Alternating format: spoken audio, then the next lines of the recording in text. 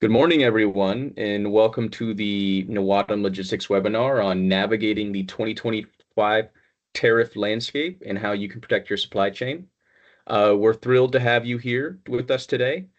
Before we dive in, let me quickly go over a few housekeeping details. First, this is a webinar format, which means you will not be able to see or hear other participants. So feel free to sip your coffee, take notes, or even wear those comfy slippers. We will not judge. We'll kick things off with the presentation, and then we'll save some time at the end for a Q&A session. If you have any questions during the webinar, simply type them into the Q&A box, and we'll do our best to address as many as we can during that segment. Once again, thank you guys all for joining, and let's get started. Christine. Good morning and welcome to our call. I'm Christine Smith. I'm the VP of Compliance and Process for Nawadam North America. So with that, we'll start our webinar. So in today's call, we'll be looking at recent news, potential tariffs, mitigation strategies, potential impacts and considerations, and customs bonds. So first, we're going to look at what we're seeing in the recent news. Recently, it was reported that potentially we could get an industry sector-specific tariff increase, and that could be implemented versus a universal tariff on all imports. So among those sectors were what we expect: the aluminum, the steel, pharmaceuticals, and energy. Trump quickly denied this claim, and he stated that his tariff policy would not be pared back. In November, we learned about the Day 1 proposals, which was 25% on both Canada and Mexico, and a 10% tariff increase for China. What we are seeing is that Mexico is responding, that they will respond with a tit-for-tat approach. With that, there are concerns that this approach could result in inflation for both Mexico and the U.S. Mexico's President Sheinbaum has recently confirmed Mexico's commitment in combating illegal drug distribution, and we are continuously seeing more of that in the news with the drug combating in Mexico. One of the things I would say is most recently we're seeing the same kind of messaging from Canada, that they will potentially respond with a tit-for-tat approach as well. Most recently in the news, Trump is considering declaring a national economic emergency, and we'll talk about that more in a minute when we get to the trade acts. So the Day 1 proposal, tariffs are stated to be implemented until the countries use their powers to help solve, and for Mexico and Canada, that's illegal immigration into the U.S. and illegal drugs entering into the U.S. We've had quite a few importers ask us, can they implement tariffs if it's under the USMCA, which is the United States, Mexico, Canada agreement? Tariffs are permitted under USMCA, and that's under the essential security exception. So the answer is yes. China, they need to help solve illegal drugs entering into the U.S. So many are questioning what is going to be implemented versus what may be being used as a bargaining tactic.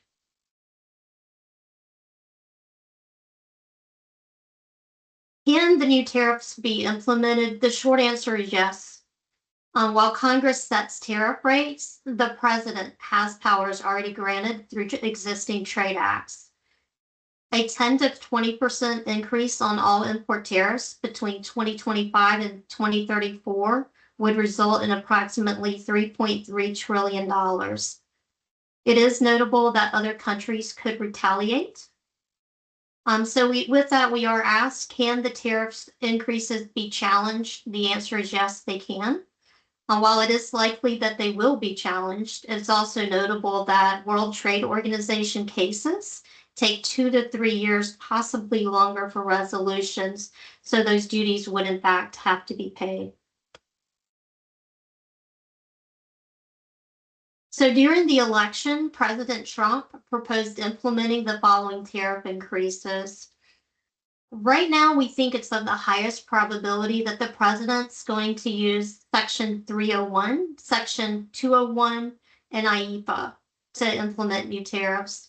It is recently has been recently reported that Trump may declare the national economic emergency, whereas IEPA, or the International Emergency Economic Powers, could be leveraged to implement new tariffs. We thought IEPA would probably be used more specifically for Mexico, but with his more recent messaging around the national economic emergency, it is possible that he could use IEPA with countries other than Mexico as well. So his proposals for all imports, and that's any import not manufactured in the US, yes, anything imported not manufactured in the US, his proposal was a 10 to 20% increase. How could he do that? He could use Section 122 of the Trade Act of 1974. That allows up to a 15% increase on countries that have a trade deficit. So there's a long list of countries with trade deficits.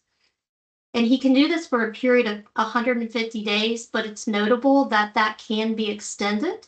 The extension does require an act of Congress. He can use Section 201, and that does not have to be consistent with WTO obligations. He can use Section 338 of the Trade Act of 1930 that allows up to 50% increase on value.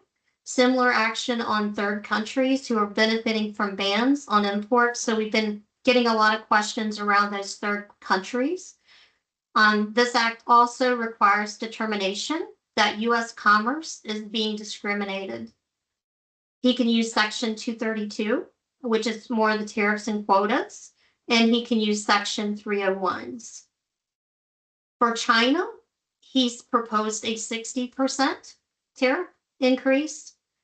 This was the original before the day one, so we're not really sure where we're going to end up with China at this time. But for China, again, he could use Section 338, Section 122. There has been talk with China of the removal of the PNRT, or the Permanent Normal Trade Relations, and that would allow for tariffs to be imposed from 35% to 100%. That requires an act of Congress.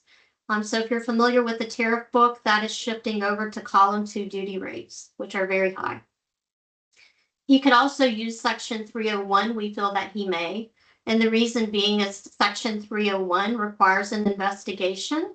But because that investigation was previously completed, he could amend the percentages for Section 301. So we will be watching that very closely. For Mexico, initially, his proposal was 25 to 75%.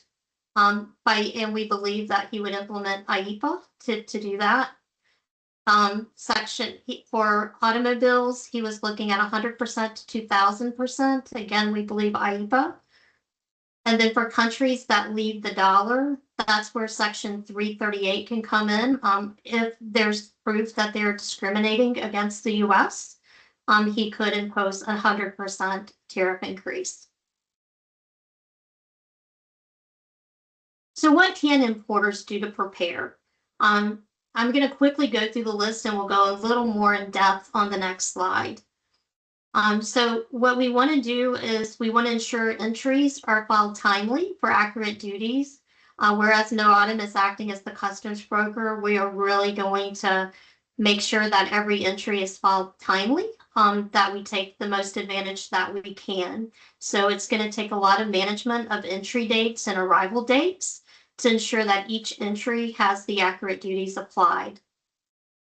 Some of the mitigation and strategies include foreign trade zones, bonded warehouses, TIBs, or temporary importation bonds, first sale, duty drawback, resourcing, tariff engineering, free trade agreements, reconciliation, utilizing exclusions where applicable, and request exclusions. So we have until March 31st, 2025 for subheadings in Chapter 84 and 85. We want to make sure that those get requested. and also using administrative reviews and scope rulings to lower anti-dumping and countervailing duties. So if we take a look into each of these, if we look at foreign trade zone, if you're using a privileged foreign status, duties and taxes are paid based on the tariff classification and the appraised value determined on the date of the application being filed. If you're a non-privileged status, that can be used to lower duties when goods are manufactured into the foreign trade zone into products that carry a lower duty rate. Goods may be held in a foreign trade zone for an unlimited time period. They can be manipulated, repacked, or manufactured. They can be exported without duty payment as they are not considered as entering the U.S. commerce. And then there's the duty deferral. Duties and taxes are not due until they are withdrawn from the foreign trade zone. Bonded warehouse is another good option for duty deferral. Duties and taxes are not due until they're withdrawn from the warehouse. Unlike the foreign trade zone, there is a period of time, which is 5 years, that goods can be held in a bonded warehouse. Goods can be exported without duty payment or entering into the U.S. commerce. First sale is a really good option. We have a lot of importers that use first sale. You have to meet the requirements to use it. But when you can, duties and taxes are determined based on the value of the first sale transaction. So if it was sold through multiple parties, typically that first sale value is lower, and therefore you're paying lower duties and taxes. Duty drawback is a good opportunity for importers to take advantage of. It's duty allowance for goods for unused, exported, destroyed, or manufactured into other goods. The refunds are up to 99% of certain duties, taxes, and fees paid upon importation. TIVs, we often see importers make a mistake of not using TIVs. So if you're temporarily importing goods into the U.S., we don't want to have to pay the duties and try to collect those back, which can take time. We want to file a temporary importation bond. So with a temporary importation bond, you can enter the goods without duty payment for a period of 1 year, and then extensions can be granted for up to 2 additional 1-year terms, and then the goods would have to be exported. Resourcing from another region to gain benefit of free trade agreements, or sourcing from another region to avoid Section 301 duties from China. That was specific to the China tariffs that are in place today. We did see some importers shift their sourcing. We believe, depending on what is imposed after inauguration, that we'll see more resourcing.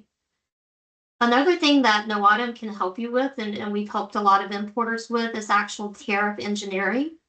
It's when we look at, is it more cost effective to import the completed product, or is it cheaper to bring in the components when we're considering those duties and taxes? So we can help do an analysis. And then there are, of course, the free trade agreements. Many countries have free trade agreements where importers can avoid duties. So again, if you're looking at sourcing, you may want to take a look at those free trade agreements. We can certainly assist you in doing so to see if you can source from a country that would be duty-free.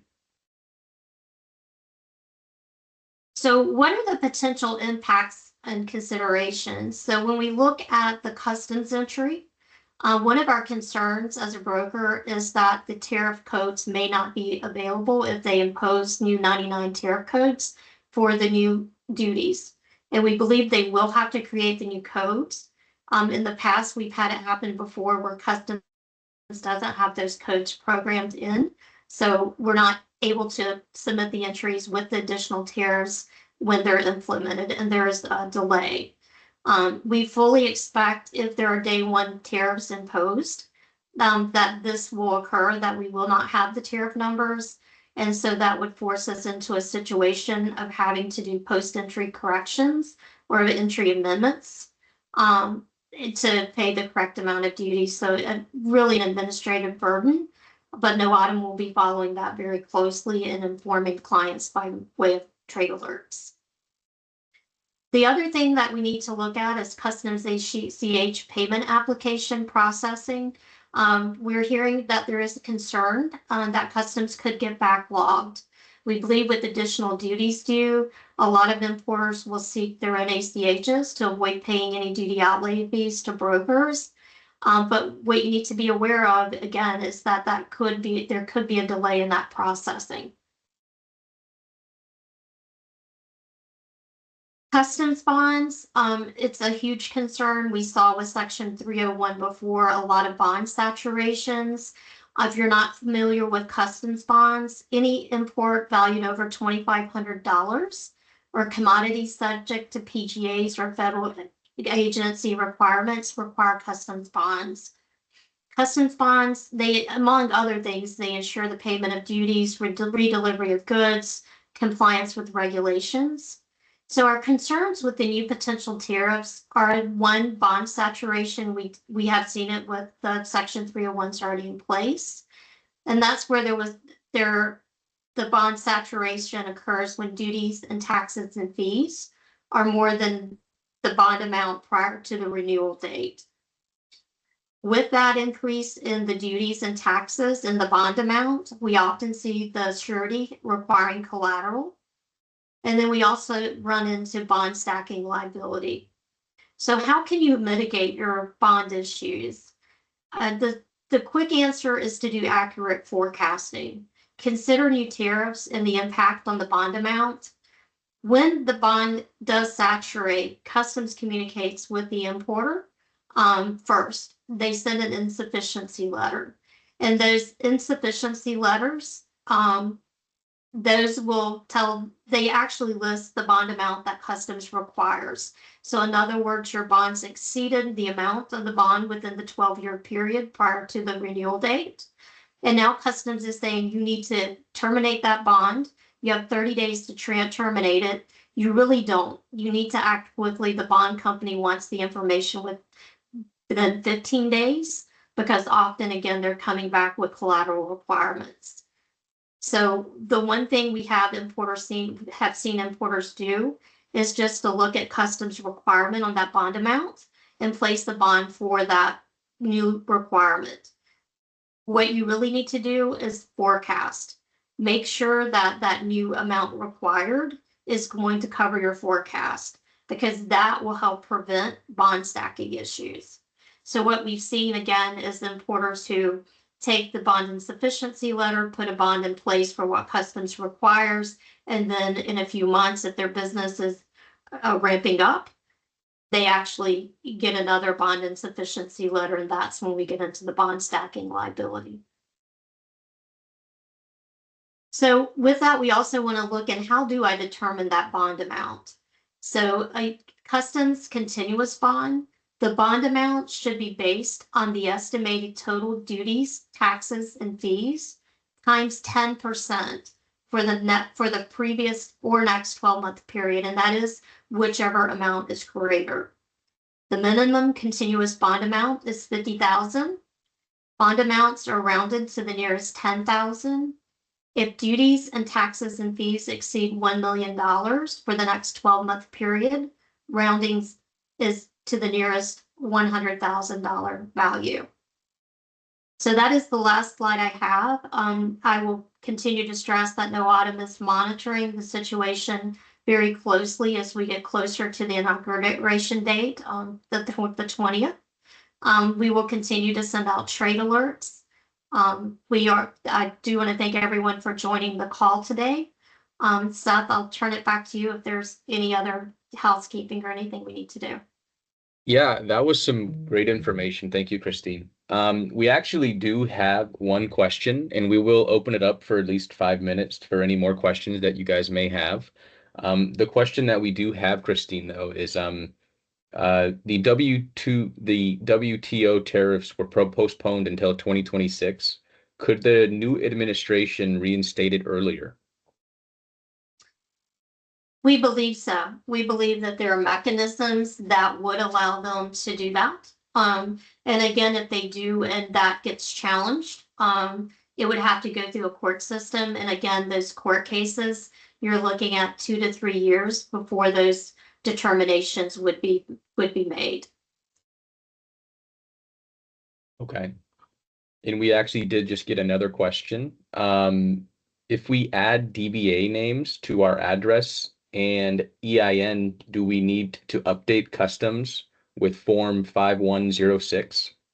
Yes, the 5106 is required for any DBA, and we also need to make sure that the bond is carrying the correct name. So anytime that you have any sort of name change or address change, we do need to follow a 5106 with customs.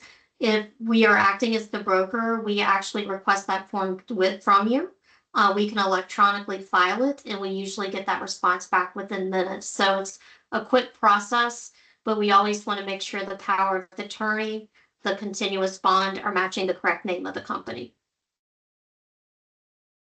Fantastic. We'll give everyone just a couple more minutes for more questions to roll in. Everyone, we will be distributing this presentation to you guys after this call, and you guys will also be receiving a recording. So just expect that probably within the next 30 minutes.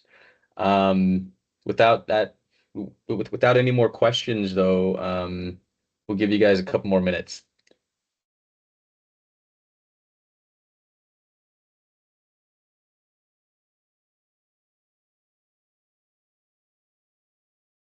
All right. Well, it looks like we're not going to have any more questions. So, Nawadam, thanks you guys all so much for joining. Again, the presentation will be distributed to you guys, and you will also be receiving a recording. Again, thank you guys so much for joining this webinar.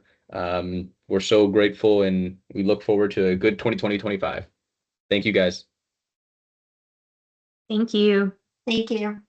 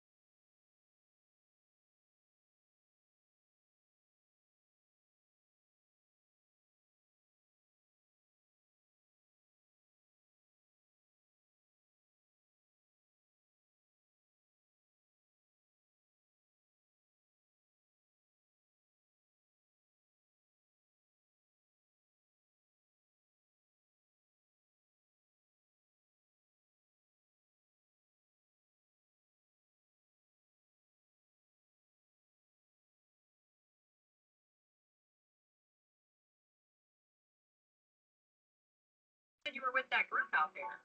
I am. That's what I'm going to tell them to. Oh, you know what? That might be part of